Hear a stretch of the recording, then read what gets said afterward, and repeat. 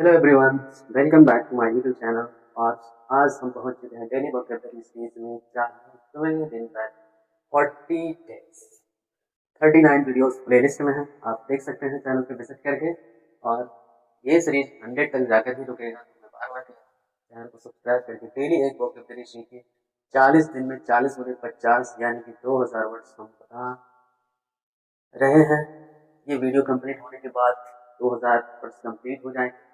तो प्लीज़ आप चैनल को सब्सक्राइब करके हमारा सपोर्ट कीजिए, वर्ड सीखिए। और मोस्ट इम्पोर्टेंटली, जब आप वीडियो देखने लगे तो पेन और नोटबुक लेकर जरूर बैठें, ताकि आप सब कुछ नोट करते जाएं, जो भूल ना जाए। क्योंकि कई बार जो चीज़ें मैं बोर्ड पे नहीं लिखता हूँ, केवल समझा देता हूँ, तो वो छूट जाएगा, तो फिर वो आप ठीक से नहीं सीख पाएंगे, नहीं समझ पाएंगे। तो चलिए आज का वीडियो शुरू करते हैं। फर्स्ट नंबर वर्ड है हमारा अफेक्ट। AFFECT। अफेक्ट। अफेक्ट का मतलब होता है प्रभावित करना, किसी को अपनी बातों से प्रभावित करना, अपने कार्य से प्रभावित करना, तो प्रभाव में ले लेना, तो वो होगा अफेक्ट, मीन्स प्रभावित करना। इन्फ्लुएंस। इन्फ्लुएंस का मतलब होता है प्रभावित करना। इन्फ्लुएंसर इसी से बनेगा। इन्फ्लुएंसर का मतलब जो आपको प्रभावित करे, जैसे सोशल मीडिया इन्फ्लुएंसर होते हैं, बातों से आपको जो प्रभावित कर देते हैं, वो है इन्फ्लुएंस, मीन्स प्रभावित करना। कोई बड़े पर्सनालिटी, महात्मा गांधी, भगत सिंह, उनकी बातें, उनके विचार आपको प्रभावित कर देते हैं, तो वो अफेक्ट होता है, इन्फ्लुएंस। आप उनसे इन्फ्लुएंस होते हैं। नंबर 2 अवर्सन। AVERSION। अवर्सन मीन्स होता है नापसंद, मतलब पसंद नहीं होने, कोई चीज नहीं पसंद आती, तो उस अवस्था को कहते हैं अवर्सन, मीन्स नापसंदगी। हेटर्ड। HATRED। हेटर्ड मीन्स होता है कोई चीज देखते ही कहते हैं हमें ये नहीं चाहिए। एक तरह से घृणा का भाव, नापसंद सेंस में मिलता है। तो दोनों के मीनिंग में यहाँ पे अवर्जन में नापसंद, हेटेड में घृणा। नंबर 3 है चार्जिंग। CHAGRI। ये चार्जिंग नहीं लिखा हुआ है, चार्जिंग इससे देखिए स्पेलिंग CHAGRI। चारिंग, ये यहाँ पे हल्का साइलेंट हो जाए। चारिंग मीन्स झुंझुलाहट होता है। क्रोध में जब आदमी होता है तो उसके अंदर एक खिन्नता होता है, झुंझुलाहट, कुछ भी बोलो वो खिन्न हो जाएगा, चिढ़ जाएगा। तो यह चारिंग मीन्स झुंझुलाहट। तो बोल सकते हैं बौखलाहट, तो गुस्सा में आदमी बौखला जाता है, बौखलाहट में होगा चाहे एनोएंस। एनोएंस। एनोएंस होता है नाराज, एनोएंस मींस होता है नाराज, बौखलाहट, झुंझला। नंबर 4 है डिस्क्रिमिनेट। DESCRIMINE। ज्यादातर केस में ऐसा होता है कि जब शुरू में डी भी लगा तो वो निगेटिव सेंस है। तो ये बात मैं कई बार बोलता हूँ वोकैबुलरी सीरीज में कि आप इस तरह से वर्ड को ध्यान से देखिए, उसको तोड़ना सीखिए। डिस्क्रिमिनेट मींस होता है भेदभाव, भेदभाव करना, अंतर करना। डिफरेंशिएट।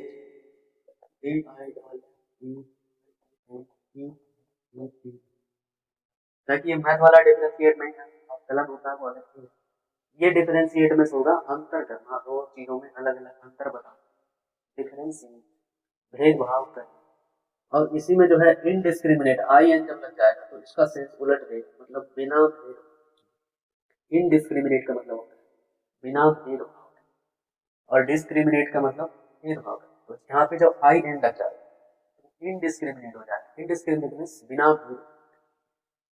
नंबर 5 है इफेक्ट। EFFECT। यहाँ पे देखिए वर्ड आया था AFFECT, प्रभावित करना, इन्फ्लुएंस करना।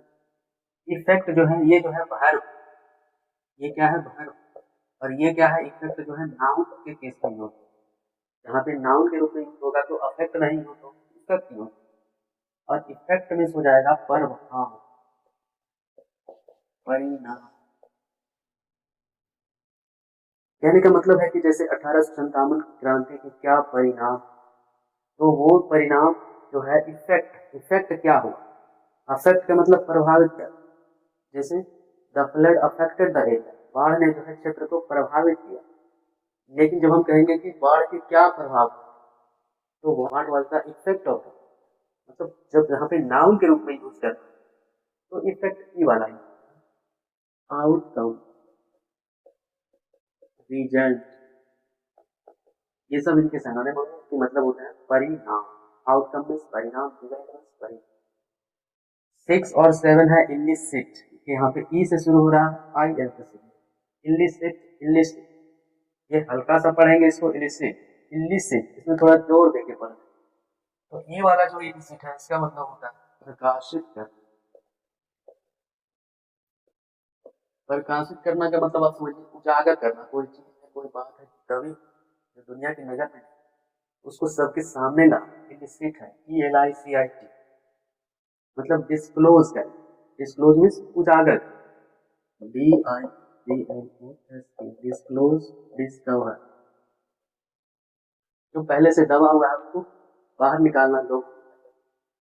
और IN जो शुरू होगा इसका मतलब होता है गैर कानूनी,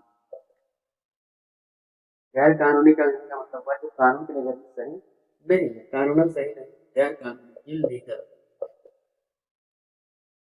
तो यहाँ से आप याद कीजिएगा, देखिए इलीगल में भी आई डबल एल है और यहाँ भी आई डबल एल, तो इस तरह से आप याद कीजिएगा कि कौन सा इलिसिट का मतलब गैर कानूनी। यहाँ पे देखिए इलीगल में I double L, I double L, तो ऐसे याद रहेगा, भूलिएगा नहीं। अनलॉफुल, अनलॉफुल, अनलॉफुल मीन्स जो लॉ के अकॉर्डिंग, अकॉर्डिंग नहीं। नंबर 8 में है इल्यूसिव, ELUSIV, इल्यूसिव मीन्स होता है धोखा देने वाला, भ्रम पैदा करना। भ्रम मतलब जैसे कि आपको जो दुविधा में डाल दे, भ्रम में डाल दे, दिखने में लगे कि सही है बट वो रियल में सही नहीं। Elusive means misleading, misleading means, misleading means भ्रामक, इल्यूसिव। नंबर 9 में इंटेल, ENTAIL, इंटेल मीन्स होता है किसी चीज को अनिवार्य कर, जैसे स्कूल में ड्रेस जो है अनिवार्य कर दिया जाता है, एकदम जरूरी। इंटेल मीन्स वही होता है आवश्यक बनना, आवश्यक बना। नेसेसिएट, NECESS, नेसेसिटेट, EAT, नेसेसिटेट मीन्स आवश्यक बनाना, जरूरी करना। 8 नंबर है फैलो, FALLO, फैलो मीन्स होता है ऐसी भूमि जहाँ पे कोई भी उपजता नहीं है, कुछ भी उगता नहीं, कोई अनाज, तो उस भूमि को कहते हैं बंजर, जो अनउपजाऊ, उपजाऊ नहीं। पिछले लेसन में भी आ चुका है एरिड, बैरन, BARREN, बैरन मीन्स बंजर, अनफर्टाइल, अनफर्टाइल, तो ये सब जो है इसके सिनोनिम हो जाएंगे, जो उपजाऊ नहीं, बंजर, एरिड मीन्स बंजर, बैरन, सब सही। 11 नंबर हैजार्डस, HAZARDOUS, हैजार्ड्स का मतलब होता है जो खतरनाक, डेंजरस, जानलेवा, हैजार्डस मीन्स खतरनाक। इसका सिनोनिम होता है पेरिलस, पेरिलस मीन्स भी होता है खतरनाक और डेंजरस। बहुत इंपॉर्टेंट वर्ड है, कई बार एग्जाम में पूछा गया है। तो हैजार्डस मीन्स खतरनाक, पेरिलस और डेंजरस, कुछ भी ऑप्शन में रहे टिक कर देना। 12 नंबर है पोस्ट ह्यूमस, पोस्ट का मतलब होता है बाद, प्री का मतलब होता है पहले, प्री पेड जैसे होता है पहले पैसा दो फिर बात करो, पोस्ट पेड पहले बात कर लो, पहले यूज कर लो बाद में पैसा दो, तो पोस्ट में होता है बाद। पोस्ट ह्यूमस का मतलब होता है मृत्यु के बाद, जैसे मृत्यु के बाद जब किसी विशिष्ट व्यक्ति को कोई पुरस्कार दिया जाता है, पद्मश्री, पद्म भूषण, पद्म विभूषण, तो ये सब जो है पोस्ट ह्यूमस कहलाता है, मृत्यु के बाद यानी मरणोपरांत को कहते हैं शुद्ध हिंदी में। पोस्ट ह्यूमस मीन्स होता है मरणोपरांत, मरने के उपरांत, मरने के बाद, मतलब आफ्टर डेथ, आफ्टर डेथ मतलब मृत्यु के बाद दिया जाने वाला सम्मान, मृत्यु के बाद कुछ भी होगा तो वो पोस्ट ह्यूमस कहता है, मृत्यु के बाद मरणोपरांत कहते हैं। 13 नंबर वर्ड है डिसेंडेंट, LEGENDARY, लीजेंड का मतलब होता है महान हस्ती, बड़े लोग, देखो कोई दुनिया जानती है, जैसे महात्मा गांधी और जो कि पुराने हैं, इनको उन्होंने इस देश के लिए बहुत कुछ किया है, दुनिया के लिए बहुत कुछ किया है, वो सब लीजेंडरी, लीजेंड कहलाते हैं। और लीजेंडरी का मतलब होता है प्रसिद्ध, famous, famous, prominent, PROMINENT, prominent means प्रसिद्ध, फेमस। 14 नंबर ल्यूडिक्रस, LUDICROUS, ल्यूडिक्रस मीन्स होता है हास्यास्पद, जिसे देखकर हंसी आए, हंसना, बेढंगा। ल्यूडिक्रस मीन्स बेढंगा, हास्यास्पद, यानी इसको ग्रोटेस्क्यू, GROTESQU, ग्रोटेस्क्यू मीन्स होता है भद्दा, बेढंगा, जो बिल्कुल फिट नहीं बैठ रहा, एकदम अलग तरह दिख रहा है, जिसे देखकर लोग हंसे। ग्रोटेस्क्यू, हास्यास्पद, ल्यूडिक्रस। 15 नंबर मर्सिनल, MERCENARY, मर्सिनरी होता है तो पैसों के लिए काम, पैसा दो कोई भी काम कर देगा। मर्सिनरी मीन्स होता है धन लोन, इसको कहते हैं धन लोन, जिसको धन की इच्छा है, बस पैसा मिल जाए, काम कुछ हो वो करेगा। मर्सिनरी दोनों, इसको कह सकते हैं भाड़े का टट्टू, पैसे पे काम करना। मॉनिटरिंग, MONETAR, मॉनिटरी मीन्स होता है आर्थिक, मतलब पैसा से रिलेटेड। तो सिनोनिम में या पूछा हुआ क्वेश्चन है, ये यहाँ पे लिख दे। मशीनरी में एमसी अलग होता है, पैसों के लिए काम करे, और मॉनेटरी मीन्स आर्थिक, पैसों से रिलेटेड है। 16 नंबर है नीदर, देखिए ध्यान से देखिएगा, NTHER, नीदर मीन्स होता है निचला हिस्सा, लोअर, नीदर मीन्स निचला, लोअर, LOWER, लेकिन एक होता है ना, दोनों का स्पेलिंग देखिए, NETHER, NEITH, नाइदर मीन्स होता है दो में से कोई नहीं,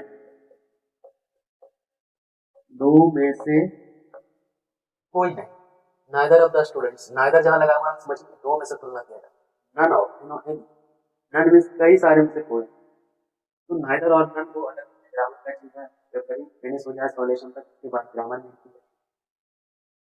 नाइदर मीन्स दो में से कोई नहीं, और नन मीन्स NON, कई में से कोई नहीं। तो इन दोनों नाइदर इसलिए बता दी क्योंकि यहाँ तो स्पेलिंग ही सब कुछ है अंग्रेजी में, स्पेलिंग कहीं अंग्रेजी कहीं सेंस ही चेंज हो जाता है। 17 नंबर है ओडियस, ODIOS, ओडियस मीन्स होता है जिसमें हमारी रुचि नहीं है, मतलब जिसे देखकर हम तुरंत जो है मना करते हैं, रुचि नहीं है, इसे कहते हैं अरुचिकर, अरुचिकर, uninteresting,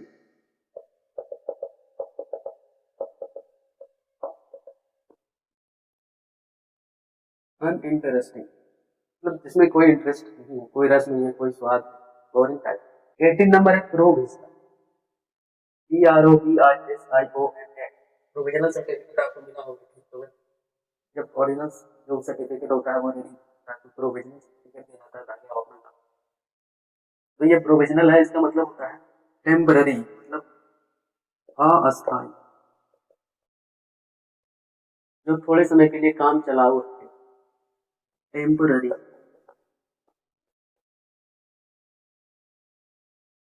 provisional means temporary. 19 number है ट्यूमल्टुअस, TUMULTOUS, ट्यूमल्टुअस मीन्स होता है हंगामे से भरा, कोलाहलपूर्ण, बहुत ज्यादा हंगामा, जैसे भीड़ भाड़ वाला हिस्सा, बहुत ज्यादा भीड़ हो गई, तो उसे ट्यूमल्टुअस सेंस में यूज करते हैं। ट्यूमल्टुअस मीन्स कोलाहलपूर्ण,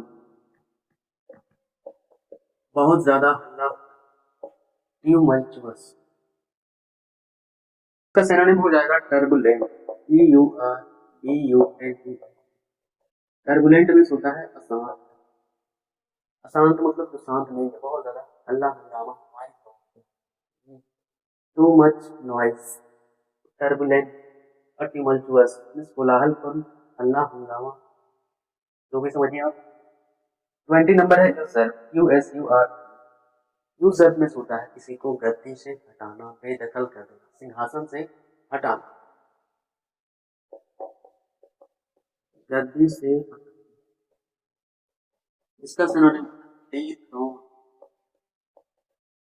DETHRO, डिथ्रोन में होता है गद्दी से हटाना। डी लग गया तो नेगेटिव सेंस ही देगा, ये तो कई बार बता चुके। 21 में है वेस्टेज, VSTI। वेस्टेज में होता है प्रतीक, चिन्ह, VSTI। वेस्टेज में प्रतीक, चिन्ह यानी साइन, टोकन, सिंबल बोल सकते हैं, SYMBOL है, सिंबल में प्रतीक। तो ये सब सेम मीनिंग वर्ड है। 22 में है पैगन, PAGAN। पैगन उसे कहते हैं पूजा में विश्वास करता है, भगवान की अलग अलग यहाँ पूजा करता है। पैगन में होता है मूर्ति पूजक। इसका एक और वर्ड होता है आइडोलेटर। आइडोल में मूर्ति और आइडोलेटर में जो मूर्ति की पूजा करता है उसे आइडोलेटर कहते हैं, IDOLATO। आइडोलेट्री में होता है मूर्ति पूजा की प्रथा। जब यहाँ पे बाइक है आइडोलेट्री तो उसका मतलब हो जाएगा मूर्ति पूजा की प्रथा।